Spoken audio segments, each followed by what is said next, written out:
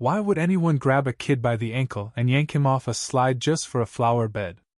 It sounds insane, but in quiet suburban neighborhoods, where Saturday mornings smell like fresh coffee and cut grass, a group of fake HOA enforcers turned peaceful lives upside down.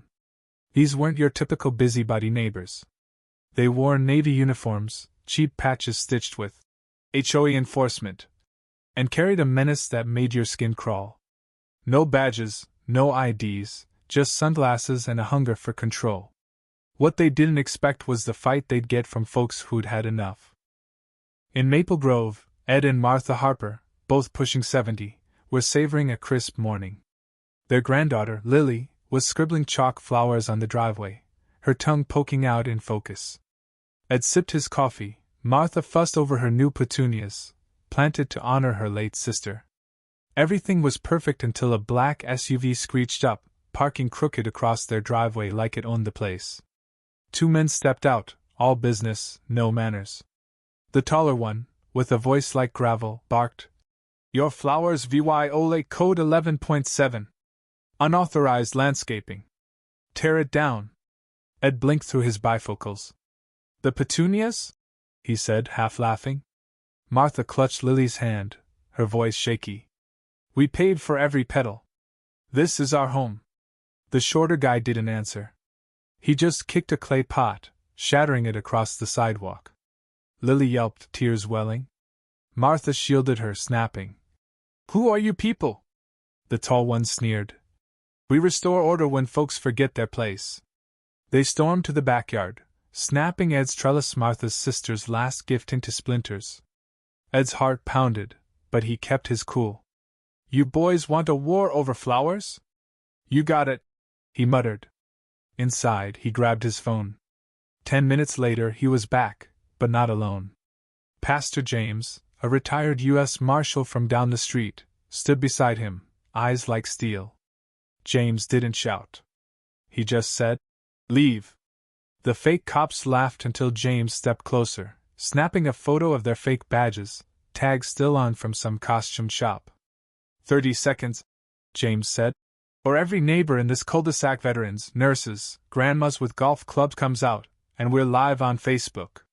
The men bolted, tires squealing, but the storm was just beginning. Over in Pine Hollow, Sarah Miller, a single mom and schoolteacher, was pouring coffee when trouble rolled in. Her son, Ethan, 8 and shy, was playing on a backyard swing set she'd saved months to buy. It wasn't fancy, just a slide, a swing, and a tarp painted like a spaceship. Ethan loved it, zooming to Mars in his quiet world. Then she heard gravel crunch, a door slam, voices. 2 men were already in her yard, no knock, no notice. The tall one, all clipboard and sunglasses, barked, "This structure violates height and color codes. Take it down." Sarah's stomach dropped. "No one from the HOA said anything. Where's the notice?" The bulky one snapped.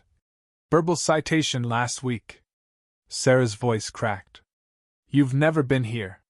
Before she could move, the big guy grabbed Ethan's ankle mid-slide and yanked. Ethan hit the platform with a crack, glasses flying, whimpering as he clutched his arm. Sarah screamed a sound that didn't just echo, it burned. It reached her neighbor, Jack Torres, a retired firefighter who'd seen too much to stay still. Jack vaulted the fence, landing hard. "What the hell are you doing to that kid?" he growled. The tall one tried to play tough. "HOA jurisdiction." Jack's eyes flicked to the plastic belt buckles, the broken walkie-talkie. "Jurisdiction doesn't start with hurting a child." He grabbed the big guy's collar, dragging him across the lawn like trash. The tall one froze, useless. Sarah scooped Ethan up, tears mixing with dirt on her face. Jack nodded. "Call the real cops." As Sarah dialed, Jack pointed to a neighbor's window, where a phone camera glinted. "You're on video, geniuses." The bulky guy was zip-tied with a garden hose by the time police arrived, Jack sipping lemonade like it was just another Tuesday. The videos saw fake HOA thug versus firefighters saw hit the internet like wildfire. The HOA swore they didn't know these guys, but Pine Hollow had drawn a line. Ethan's swing set became the Starship. reinforced by jack with steel beams and a sign, "Saw no fakes allowed." Saw. In Willow Creek, D.V.Y.D. Lawson, a high school principal who lived by the rules, faced the same nightmare. At 7:45 a.m., two men rolled up, their SUV half on the sidewalk. D.V.Y.D., in a sweater vest, opened his door, tea in hand. "Inspection," the clipboard guy said. "Your window trims antique frost. HOA allows ivory mist." D.V.Y.D. frowned. "I use your swatches. It's ivory mist." The second guy didn't argue, just started hammering the trim, splinters flying. D.V.Y.D.'s teacup shattered on the porch. Then came the worst sound, glass breaking upstairs. His daughter Emily's room. Emily, 15, had just showered, was dressing, and now her window was a jagged hole. Her scream tore something loose in D.V.Y.D. He ran inside, hands shaking, but instead of his gun, he grabbed a tornado air horn. The blast woke the block. Curtains parted, doors opened. Lena Carter, a biker and ex-Marine, was riding by when she heard it.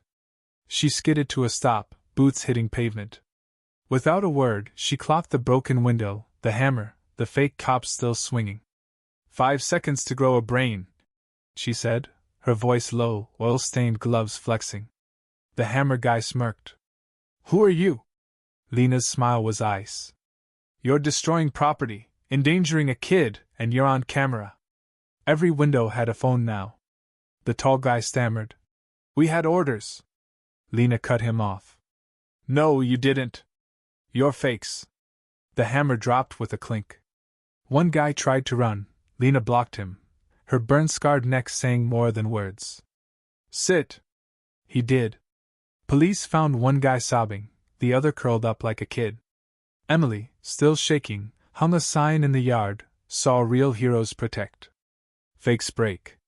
Saw D.V.Y.D. bought floodlights that night. The HOA called, whining about neighborhood harmony. Emily kept the sign. In Oak Ridge, Frank Miller, a Vietnam vet and double amputee, was next. His son, Nate, had built a ramp so Frank could watch sunsets from his porch. Then a letter Camino return address, just a $650 fine for an unapproved ramp. 2 days later, the fake cops showed up. "We're confiscating this," they said, unscrewing bolts while Frank sat stunned. "Confiscating my freedom?" Nate snapped. Frank's hands shook, but he hit a button. An air horn screamed. Neighbors poured out 3, then 10, then 20. A guy with a leaf blower, a mom with a bat, a kid with a GoPro. Frank's voice steadied. "I bled in jungles so you clowns could steal my porch? Think again." The fake cops froze as cameras rolled. The VY-DAO saw Vietnam vet shuts down fake HOAs saw hit 34 million VYUs. Nate painted the ramp blue, saw freedom strong. Saw. In Cedar Lane, Clara, an elderly widow, lived alone, still making 2 cups of tea for her late husband. Her memory was fading, so when the fake cops knocked, she smiled, thinking they were friends. They pushed inside, claiming she owed HOA dues, rifling drawers, stealing a box of her husband's war letters. Her neighbor, Ellen, a librarian, saw the unmarked car and hit the community app, live streaming. "They're in Clara's house." 50 people swarmed the street. When the fake cops stepped out, clutching the letters, someone yelled, "Those are her husbands!" The crowd surged. Police arrived, letters recovered, one fake cop crying in cuffs. Clara hugged Ellen, whispering, "He's still with me." These imposters thought they could bully with fake badges and cheap uniforms. They didn't count on neighbors, veterans, firefighters, bikers, librarians who fought back. Videos spread, signs went up, and communities roared, "No more." The HOA swore these men were frauds, but the damage was done. The real question? How many more are out there, waiting to strike?